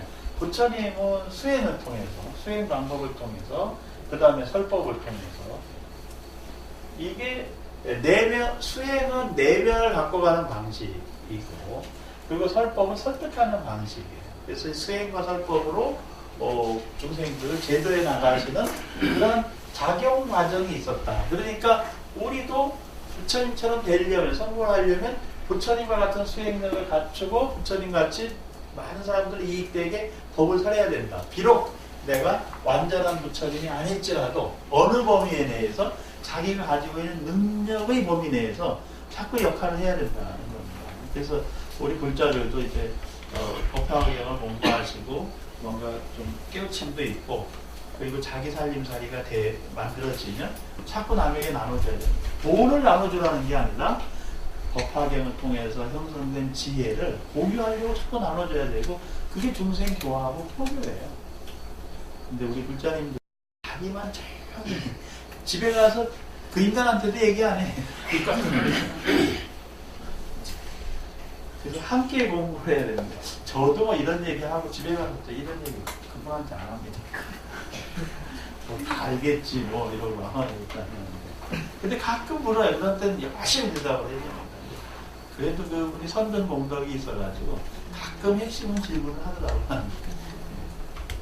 그래서 이와 같은 힘, 이와 같은 작용, 이게 거기에 있잖아요. 그래서 역작이라고 하는 게 힘과 작용이라고 하는 게 부처님과 같이 자꾸 이제 활동을 해야 된다는 것이고,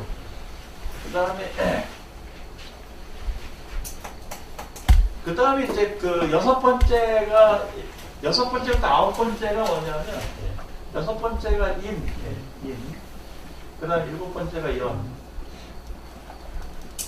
여덟 번째 과, 아홉 번째 보예요.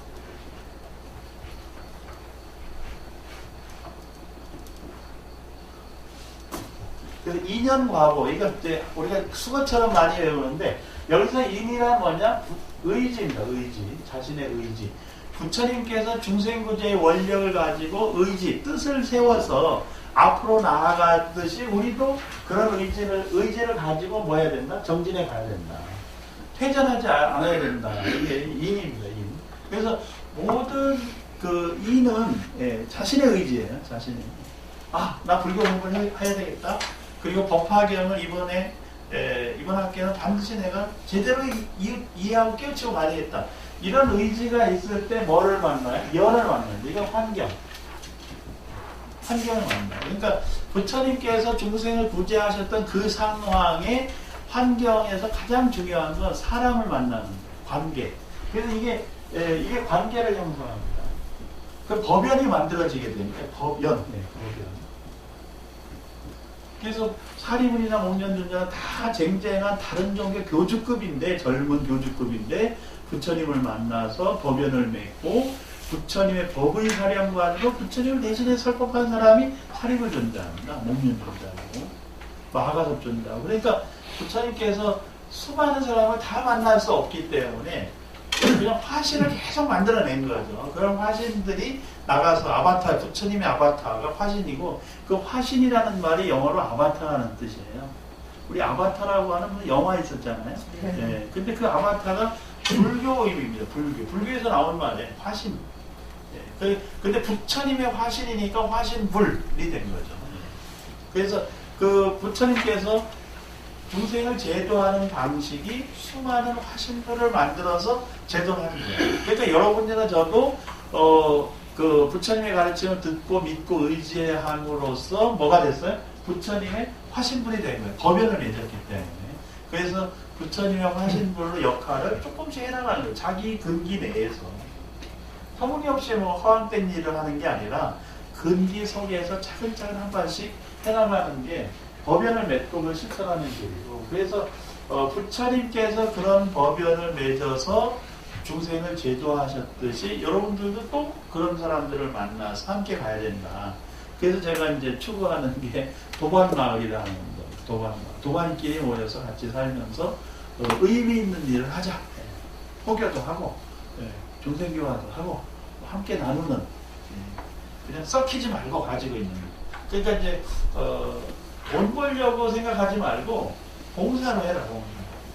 함께 공유하자. 그런데 내 책임은 그렇게 참여한 사람들이 먹고 살 수 있게 해주는 건 제 책임인 거고, 그게 참여하는 사람은 이거에서 떼돈을 벌겠다 이런 생각 하지 말라는 거예요. 그래야 법연이 맺어지니까. 이거는 과는 결과입니다. 저 역작, 힘과 작용을 가지고 인연을 맺어서 활동을 하면 뭐가 생깁니다? 거기에서 상하는 결과가 생긴다. 이거는 과거예요, 과거. 그래서 이거 과하고 보가 똑같은 것 같은데 조금 달라요. 이게 이제 요게 구분하기가 좀 미세하게 어려운 부분이 있는데, 이렇게 설명하면 좀 쉽게 이해될 수 있어요. 저 스위치를 끄면 여기가 어두워지죠? 그러니까 스위치를 끄는 행위가 있는데 어두워졌다. 예. 그러니까 불이 꺼졌다. 이거는 과고, 불이 꺼짐으로써 어두워졌다. 그러면 이건 보예요. 다시 스위치를 켰다. 그것은 이제 작용이잖아요. 그런데 불이 들어왔다. 그거는 과고, 불이 들어와서 방안이 환해졌다. 이건 보예요. 그러니까 전구에 불이 들어온 거, 행위의 결과로 전구에 불이 들어온 거고, 그러니까 내가 의지는 있었지만 그 의지는 불을 켜겠다라는 의지로 이거 스위치를 누른 거잖아요. 그 스위치를 누르는 작용이 그 과를 만났어요. 과를 일으키면 전구에 불이 들어오는데, 근데 이 전구의 색깔에 따라서 같은 행위를 했는데 보는 달라질 수 있는 겁니다. 예. 그죠? 빨간 등을 켜면 빨간 불이 들어오고, 파란 등을 켜면 파란 불이 들어요. 내 행위의 결과는 전등에 불을 들어오게 한 것 뿐인데, 그런데 그 전등의 조건에 의해서 보가 어떻게 된다? 달라질 수 있다. 그래서 우리가 선업을 쌓고 선행을 해도 그것을 받아들이는 사람의 근기에 따라서 뭐가 달라질 수 있다? 결과는 같은데 보가 달라질 수 있다. 보가 달라질 수 있다. 그러니까 똑같은 행위를 했는데 어떤 경우에는 그 무량 공덕이 될 수도 있고, 똑같은 행위를 했는데 어떤 경우에는 악업의 원인이 될 수도 있다는 거예요. 왜 그런 차이가 올까요? 거기에는 지혜의 차이가 있어요. 이 과와 보를 만들어내는 것은 지혜의 차이가 있다. 그러니까 누구를 도와주더라도 그 사람의 조건과 환경, 근기에 맞게 도와줘야지, 그것을 벗어나서 도와줘봐야 소용이 없는 거예요. 네, 그래서 때가 물을 익을 때까지 기다리는 겁니다. 우리가 법을 설하고 부처님 법을 전하는 것도 상대방이 이것을 받아들일 수 있을 때까지 기다렸다가 그 때가 되면 딱 아주 정확하고 적절한 시점에, 그게 이제 이 지금 상성체 역작 인연 과보라고 하는 그 9가지고, 그 다음에 이제 10번째가 그 여시 본말구경이에요. 여시. 그게 10번째 여시 본말구경. 그 여시 본말구경은 뭐냐면, 여는 뭐냐, 여시는 여기 상부터. 그러니까 이게 다 바꿔 얘기하면 1번부터 9번까지. 상성체 역작 인연 과보까지가 이 본말이라는 게 처음부터 끝까지 말이잖아요. 그러니까 9가지 처음부터 끝까지가 궁극의 경지로 가야 된다. 구경. 근데 그 구경이라고 하는 게 뭐겠어요? 열반을 의미합니다. 열반. 그러니까 이 9가지 작용으로 궁극의 경지로 가라. 그게 부처님과 같아야 되는데, 그것을 다시 표현하면 열반의 길이다. 열반은 이제 모든 번뇌망상이 소멸된 것을 의미합니다. 그런데 이제 이렇게 가면 열반만을 추구하는 게 아니고, 이 해탈 열반만을 추구하는 게 아니고 더 있어요. 그 한 단계가 뭐냐면 해탈 지변이라고 하는 거죠. 그러니까 해탈 열반은 번뇌망상이 꺼지고 족쇄를 푸는 걸 해탈이라고 하는데, 그것만 가지고는 안 된다. 그게 내가 참선을 해서 행복해졌으면요, 나만 행복하면 안 됩니다. 누구도 행복해야 돼? 우리 가족도 행복하고 이웃도 행복해져야 되죠? 지금 우리 한국불교의 문제가 스님들이 1년에 2,500명씩 수행을 합니다. 참선을. 그렇게 많은 스님들이 참선을 하는데 불자들은 행복해지나요? 그렇죠. 스님들이 2,500명이 행복하면 수많은 불자들이 더불어 행복해져야 되는 거예요. 같이 참선 안 했다고 해도. 그건 뭐냐면, 그렇게 해탈과 열반을 체득한 스님들이 회양을 해줘야 되는데, 그 회양을 올바로 하려면 뭘 갖춰야 된다? 해탈한 상태의 지견이 있어요. 지견. 올바른 지혜와 정견을 성취한 상태로 그것을 나눠야 되는데 그것을 나누지 않고 그냥 각자 자기의 삶 속에서 머물러 버리면 그게 뭐 사회적 역할을 못한다는 겁니다. 그래서 지금 여기 이 법화경에서 가장 핵심적인 개념이 10여시예요. 10여시. 그러니까 그 10여시는 부처님을 닮아가는 10가지 조건을 의미하고 있다. 10가지 조건. 그 10가지 조건이 상선체 역작 인연하고 여시 본말 부경이라고 하는 것으로 여기 설명을 하고 있습니다. 이제 이게 우리가 성불의 길로 나아가는 부처님의 가장 중요한 핵심적인 가르침이라는 것이고, 그 다음에, 이게 또 말이 좀 열으면 좀 길을 드리겠습니다. 뒷부분에 나오는데, 그래서 우리가 이제 부처님의 유산을 받는 거예요. 그래서 그걸 법분이라고 하고, 그리고 내가 삶을 거듭나서 바뀌는 거 화생이라고 그래요. 법화경을 공부하는 두 가지 목적이 있는데 그게 이제 화생과 법분. 이제 화생이라고 하는 건 내가 부처님의 화신불로서의 역할을 하는 게 화생이에요. 삶을 완전히 바꿔버려서 화신불로서의 역할을 살아가는데 그게 보살의 삶입니다. 그러니까 법화경을 공부하는 것은 바로 그런 보살의 삶을 추구하는 것이고 그 보살의 삶을 추구하려면 더불어서 깨우쳐야 되는 게 뭐냐? 부처님의 유산을 받는 거예요. 부처님의 유산이 안옥따라 삼맥삼보리라는 깨달음의 경지입니다. 그것을 체득하는 것이 이제 부처님의 유산을 받는 것이. 그걸 한자로 뭐라고 하냐면 법분이라고 해요. 법분. 부처님의 유산은 이게 뒤쪽에 나옵니다. 법분. 그래서 우리가 그 법화경을 공부하는 두 가지 목적을 이 10여시를 통해서 가고자 하는 두 가지 목적이 뭐라고 했어요? 하나는 화생, 화신불로서 부처님의 가르침을 중생교화에 널리 실천하는 게 화생이고 두 번째는 법분, 부처님의 깨달음의 유산을 나도 받아들이는 것. 그 두 가지가 법화경 공부의 아주 중요한 목적이고 그래야만 화생과 법분을 갖춰야만 보살행이 가능하다. 영화 관세음 보살의 그 실천이 가능하다고 지금 법화경에서 계속 얘기를 하고 있습니다. 근데 이 방편이라고 하는 이유가 뭐냐면 이제 여러 방편 뒤쪽에서 나오는데 사립을 전자에게 수기를 줍니다. 그러니까 부처님께서 수기를 주는 게 곧 뭐다? 방편이다. 근데 그 방편이 나쁜 의미가 아니라 진치향과 결국 부처님이 되도록 일깨워주는 것이고 그리고 그 불사불수 그리고 교회 유무 이 세 가지 방편은 잘 어우러져서 이제 성불의 길로 가도록 이끌어주는 게 바로 부처님께서 법화경에서 말씀하신 방편이고 그 방편의 비유가 계속 나옵니다. 계속. 이렇게 법을 설했는데 사실은 이제 여기까지 공부하면 법화경의 핵심 내용은 다 배운 거나 진배가 없어요. 그런데 사람들이 못 알아들어요. 그래서 계속 비유로 같은 얘기를 반복하면서 계속 설명하는데 부처님만 비유하는 게 아니라 부처님이 한번 비유로 설명하면 그것을 깨달은 또 제자가 또 비유로 설명하는 또 그러면 또 부처님이 또 비유로 설명하면 또 제자가 또 비유로 설명하고 그래서 계속 그 비유가 교차되면서 법화경을 기술해 놨어요. 그래서 이제 여기 조금 빠진 부분이 있는데 아까 뭐 타레타, 심령 이런 거 다시 한번 설명을 드리도록 하겠습니다. 그런 개념만 다 알면 그 다음부터는 이 법화경 공부가 어렵지 않아요. 그래서 지금이 제일 어려운 부분이죠. 오늘. 근데 너무 잘 이해를 하시네요. 못하겠습니다.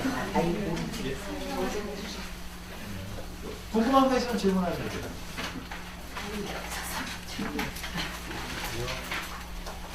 질문하려니까 막상 뭐 머리에 남은 게 없어요.